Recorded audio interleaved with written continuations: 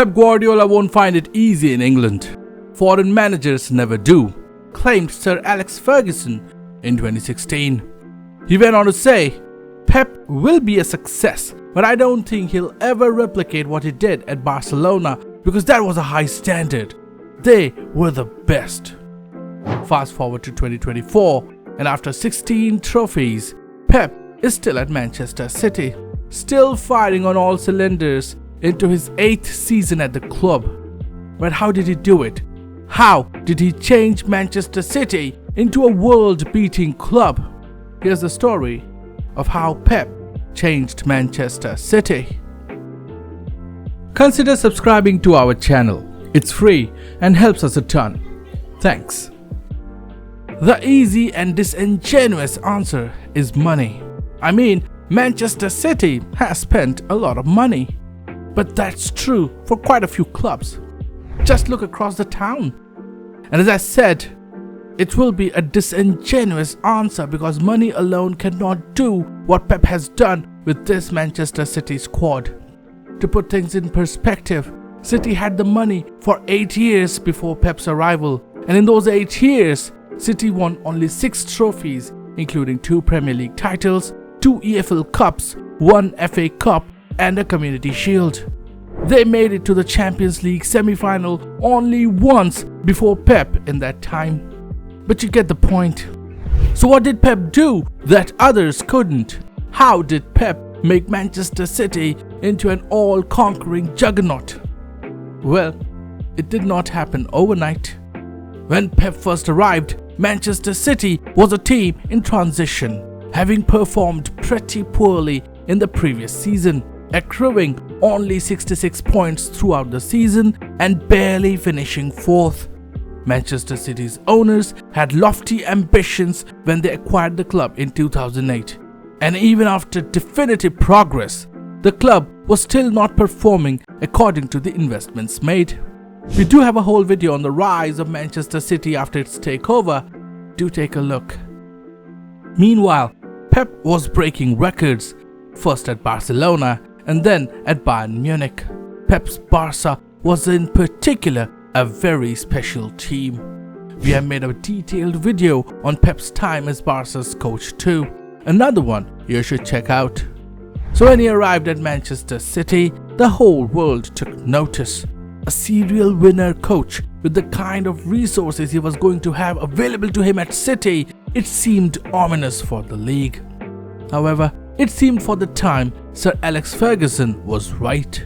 Pep's first season at Manchester City proved to be a failure by his own standards. This was the first season in Pep's whole career that he went trophyless. That was unimaginable.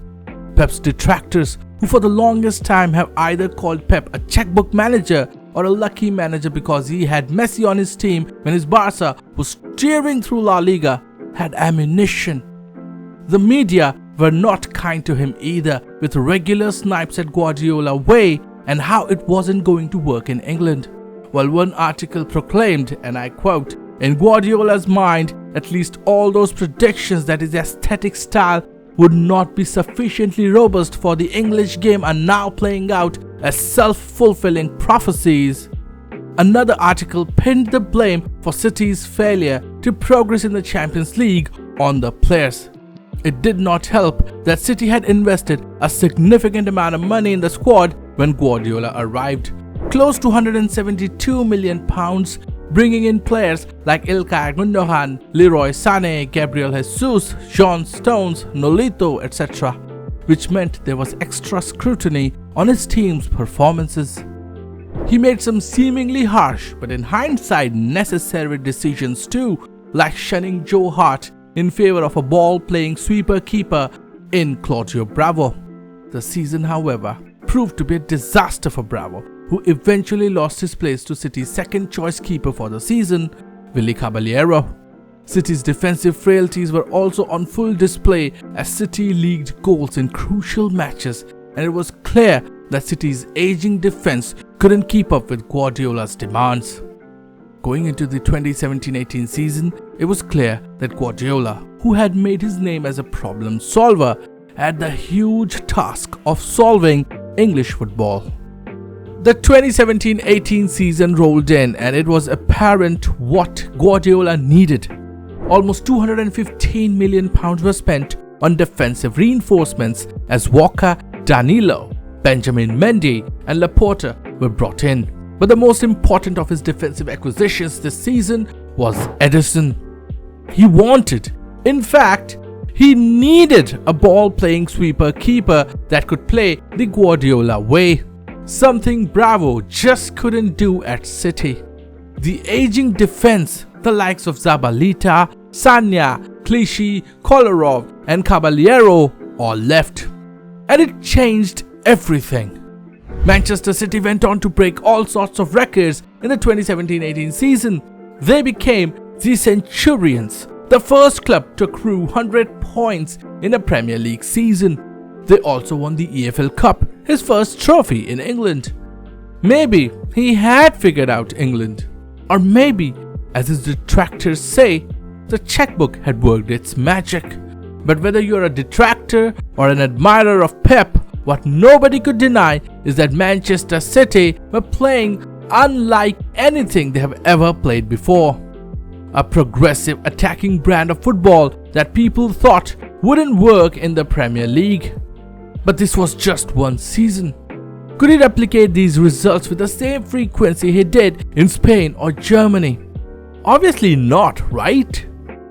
Well, the 2018-19 season saw Guardiola's team fall short of their lofty standards as they reached only 98 points this time. Guardiola also found his forever rival push him all the way. Yes, Klopp's Liverpool fell short by a point in one of the closest Premier League races since Manchester City beat United to the title in 2011-12 season on goal differential. But in terms of trophies, Manchester City made all sorts of records, sweeping all the domestic trophies, the Premier League, the FA Cup, the EFL Cup, even the Community Shield. Domestic records kept falling by the wayside as Guardiola's men marched on. Who could forget Kompany's strike against Leicester City in the run-in? So, had Guardiola figured out England? Well, the next season didn't go as planned. Kompany's departure and Laporte's season-long injury cast a shadow over the team. Combine it with Otamendi's loss of form and Stones' battle with form and injury, there was a massive hole in City's defense. Rodri and Cancelo's arrival were not enough to plug that hole, and City eventually fell short of Liverpool by 18 points in what was a pandemic-affected season and proved to be a one-horse race. They did win the EFL Cup though, so at least they didn't go trophyless. Was the Guardiola magic already gone? And was it time for another rebuild? In all this, you might be wondering why we haven't mentioned the Champions League through these 4 seasons at all. Yeah, because this was the other albatross hanging around Guardiola's neck. When he arrived, he was brought in not just for success on the domestic front, but also on the continental front. But through his first 4 seasons, Guardiola's Manchester City couldn't go past the quarterfinal stage even once. Whether you call it bad luck or lack of mental fortitude, Manchester City just couldn't go past the final 8 stage. Tottenham Hotspurs, Lyon, Monaco, heartbreak after heartbreak after heartbreak. The 2020-21 season saw Guardiola restore the status quo. The defensive reinforcements he desperately needed again arrived in the form of Nathan Ake from Bournemouth and Ruben Dias from Benfica as Otamendi went to the other side. City had a rough start to what was the second straight season affected by the pandemic, and City sat as low as 8th at one point. However, they soon hit their top form and raced to the front of the queue and never left it. But the bigger story was City's team finally breaching the Champions League quarter-final curse. They finally went all the way to the final, beating teams like Borussia Dortmund and PSG en route to the final.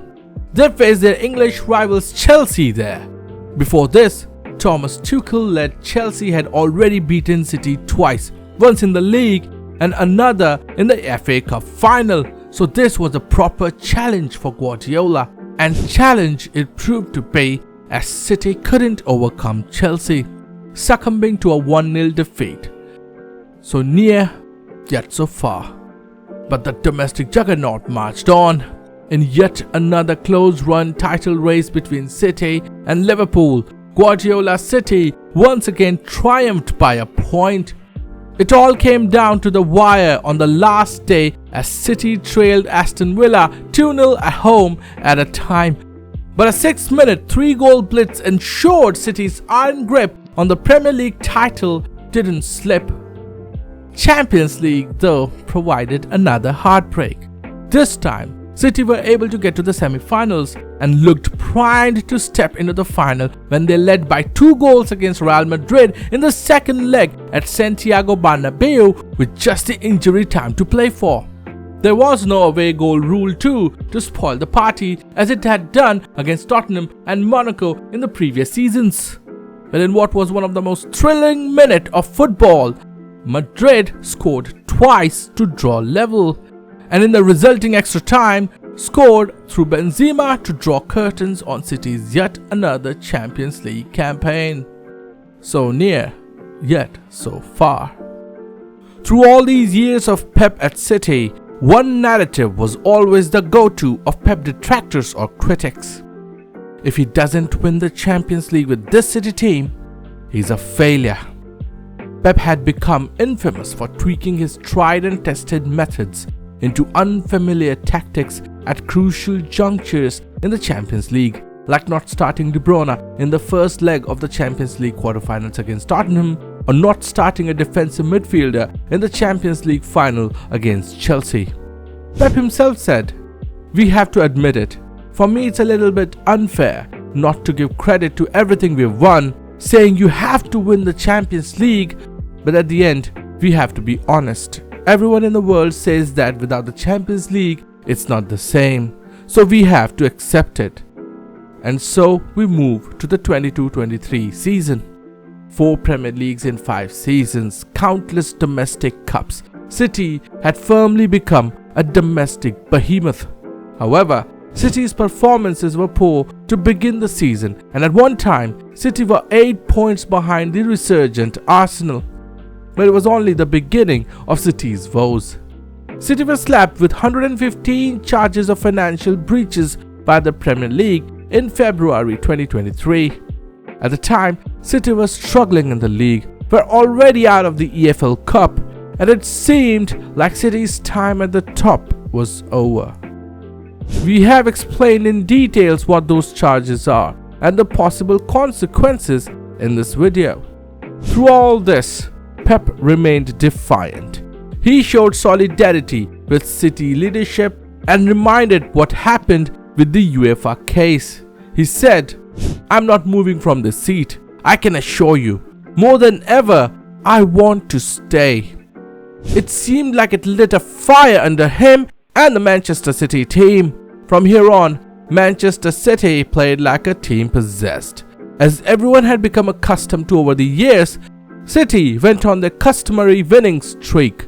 What transpired after was one of the best comebacks in recent times, helped quite a bit by Arsenal's stumble over the finish line, as from being 8 points behind with only a few games left, City won the Premier League with 3 games in hand. But a 5th Premier League title in 6 seasons, or a 3rd Premier League title in a row, wasn't even the biggest story of the season. The biggest story lay in the Champions League, where they beat Bayern Munich comfortably in the quarterfinals, a team that they have historically struggled against. But it was the semi-final match against Real Madrid that pretty much indicated whose season this was going to be. The second leg against Real Madrid was where City played some of the best football ever seen in the world, let alone England. They exorcised the demons from last year's debacle against Real Madrid in style to march into the finals of the Champions League.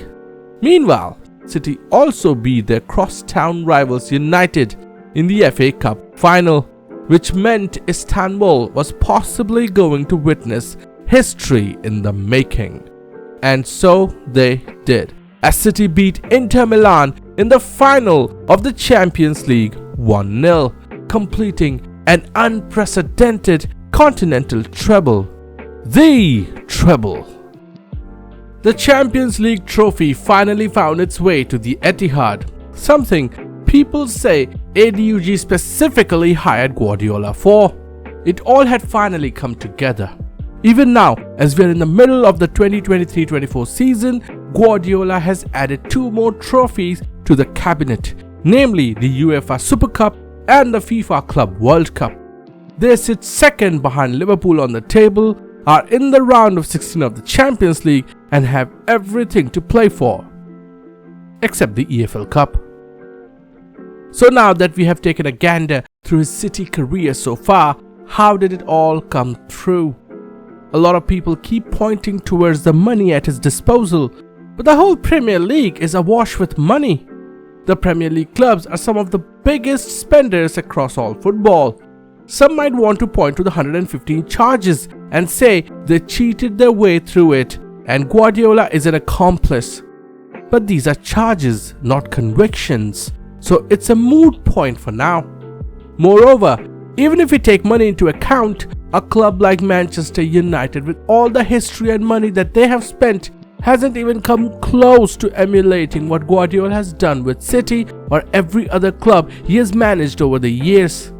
As we alluded to earlier, Guardiola is a problem solver, a man of process. The process of football is what drives him. We broke down his tactics in this video, and the biggest hallmark of his tactics is malleability, which means he's always thinking about problems to solve. For example, from the time he came, even after spending all that money on defenders, he never had a recognized left back, but he still adapted with makeshift options. Fabian Delph, Alexander Zinchenko, Joao Cancelo, and even Bernardo Silva have played that position. Despite the myth that Manchester City had 2 first 11s, Guardiola's team's biggest asset was quality in depth, not quantity. Multiple players playing multiple positions, the flexibility of formations, and being able to play progressive attacking football while still being pragmatic enough to defend well are hallmarks of a Guardiola team. But tactics are only part of what makes Guardiola a special manager.